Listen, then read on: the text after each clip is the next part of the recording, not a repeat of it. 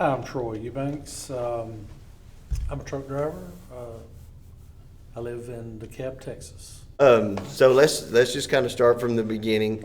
Um, so tell me a little bit about your family and the dynamic of your family, your immediate family, and go back into your grandparents and that story. Um,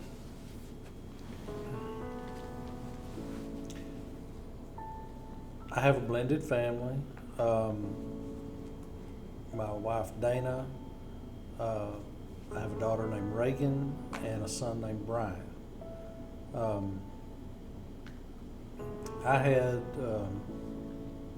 one brother growing up, a younger brother. Mom and dad are still with us today.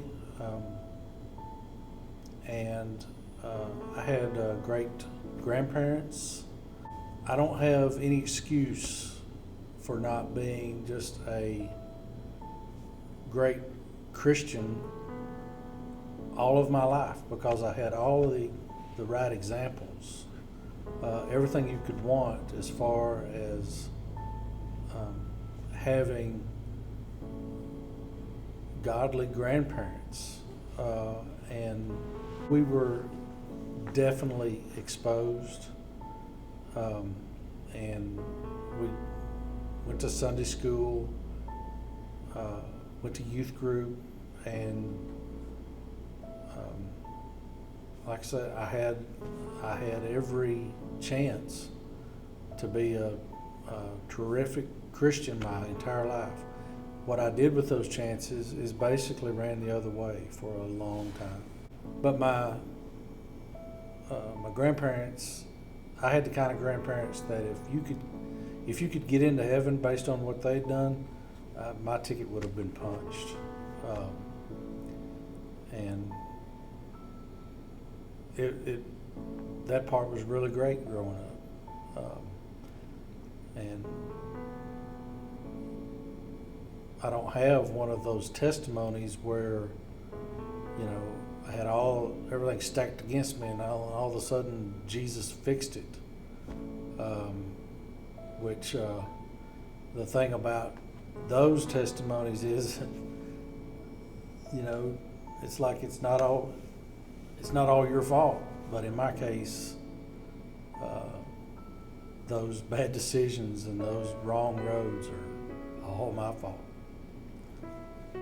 I think one of the best thing that I've heard you talk about is when you were talking about when God showed up in unexpected ways.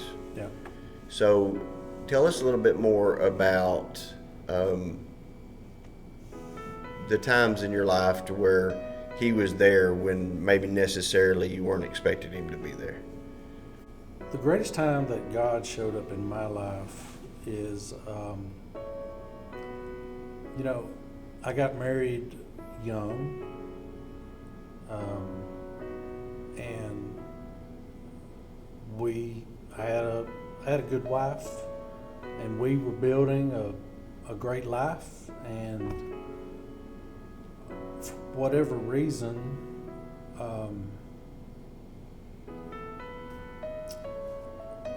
we just stopped. And we stopped working on it, stopped working on each other, working for each other, and we ended up getting divorced. And when God showed up, I got extremely lonely. I made a lot of effort to make sure that our daughter Reagan suffered as little as possible through that broken marriage, but that's still one of those things where you kind of fool yourself into thinking that what you're doing is enough. But anyway, so I spent a lot of time with Reagan every other weekend, and every, we had a family night once a week, but the rest of the time, I was very lonely. If I wasn't at work, I was alone. And I wasn't ready for that the way that I thought I was. And I don't know if people know this, but when you go through a divorce, you do a lot of grieving over it. And so God showed up in kind of a unexpected way.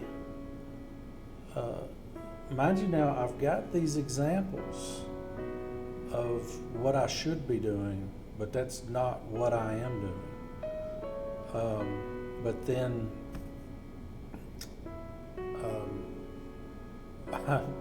I get to this point where I'm bored and lonely, and I decide to start going to church. It was in another city close by, but I just start going to church. And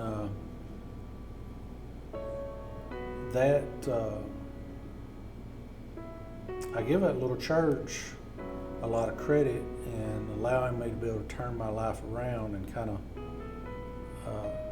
or allowing God to turn my life around, to allowing Jesus to turn my life around.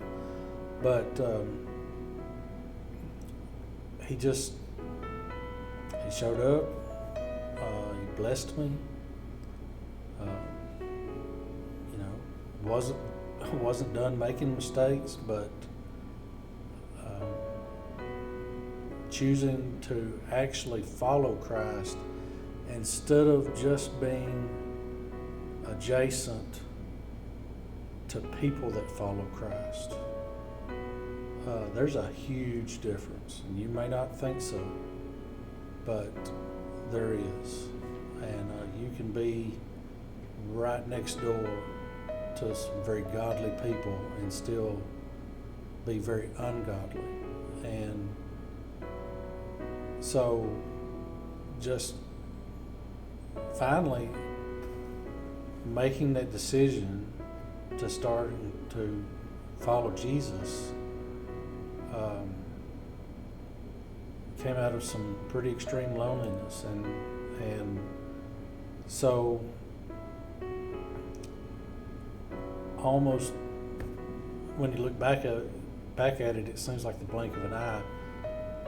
All of a sudden, the Lord's blessing me. I was extremely blessed to find my wife Dana. I got a son out of it, Brian, who I was able to adopt. For Jesus Christ to take a broken man who had just got through blowing his life up and blessing with a woman that loves me and a son, it's indescribable. It's a miracle. I cannot express to you enough how much I hit the jackpot with my kids, Reagan and Brian. And both of them, Reagan graduated from college a little over a year ago. Brian just graduated 2 months ago.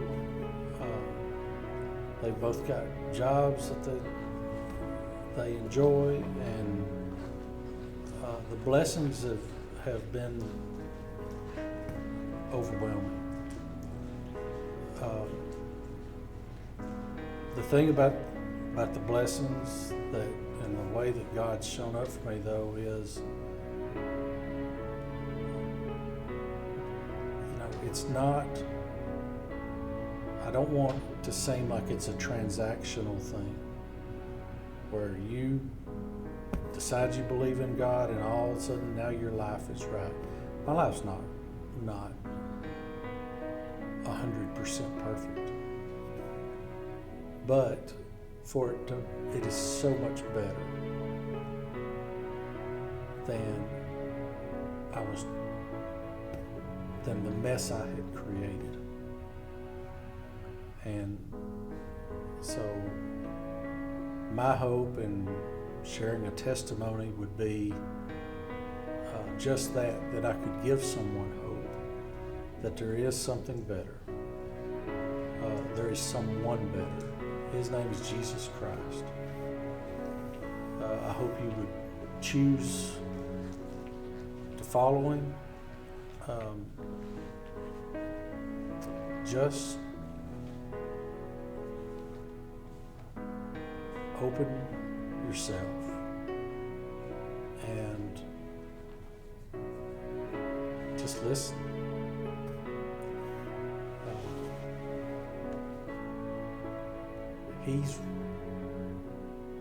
He's right.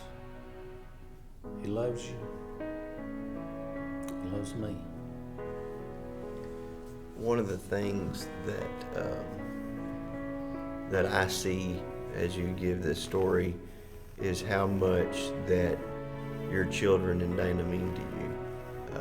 It's very apparent in how big of a role that they have played in your walk. So my question would be, is if you were speaking to somebody else's children or Dana, like another man in your position, their kids and their wife, what would you advise them and how they could be there for the man? The main thing I would think is, as far as trying to be supportive for someone that was going through something similar to this, is just don't give up on them. But if you're a Christian and you're a Christian woman and you're dealing with a man that's had some of these feelings or whatever, or you're a Christian child and you're trying to bring your dad along, do just what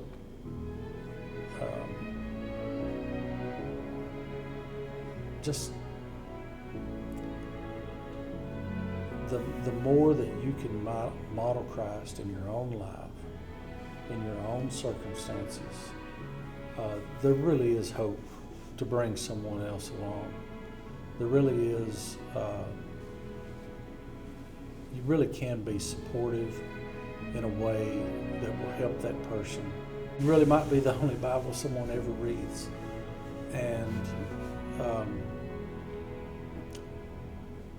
when people can see a change in you, or just see that you have this peace and this light, it's real and it can be seen, and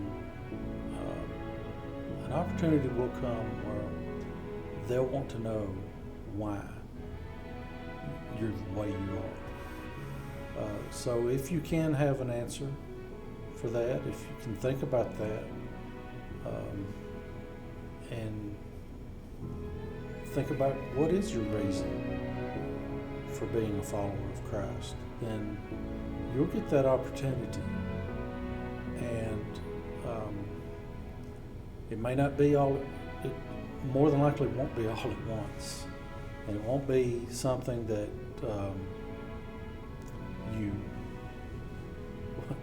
well, the thing is, it won't be something that you did. It'll be something he did. And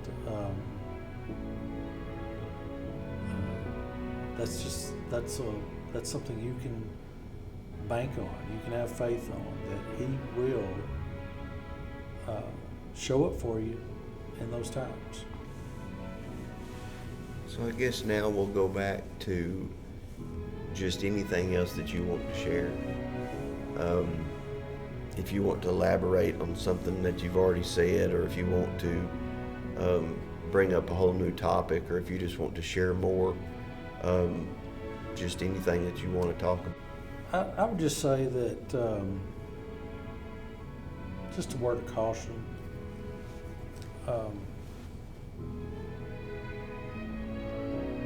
I don't mind telling you that divorce is the worst thing that ever happened to me.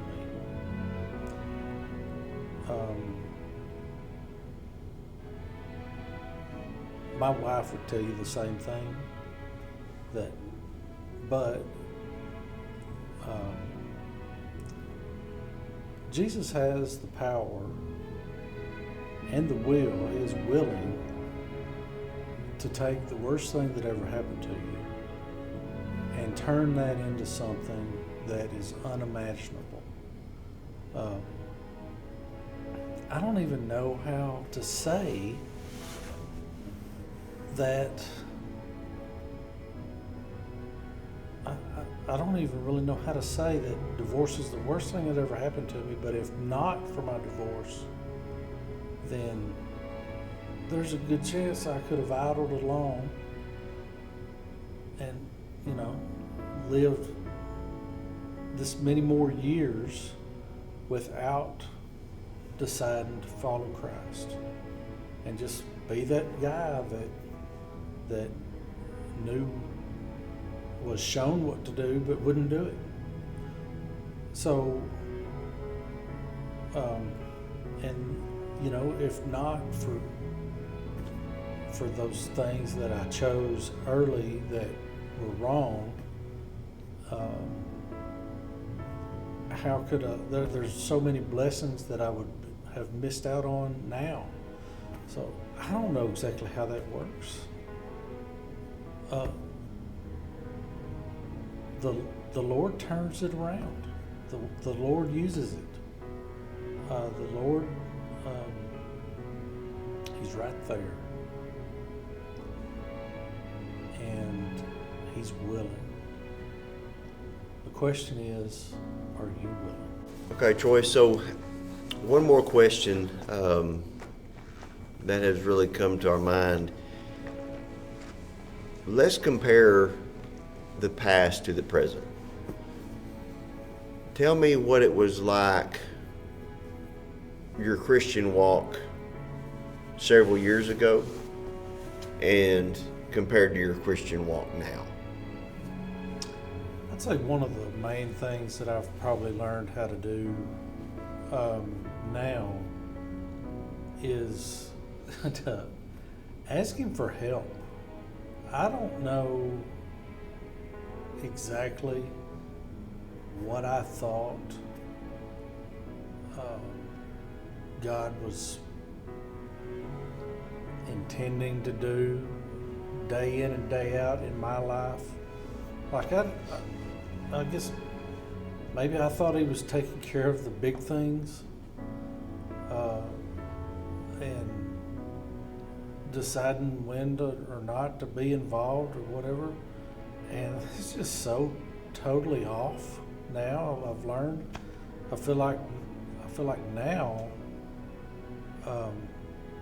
I'm just asking Him for help all the time with whatever it is, no matter how big or small. And so I feel like that's one of the better things that I've learned through my Christian walk. Just a short example.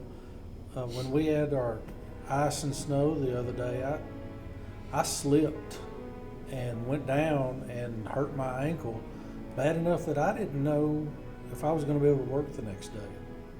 And I just started praying about it and just I said, Lord, I can't do this right now.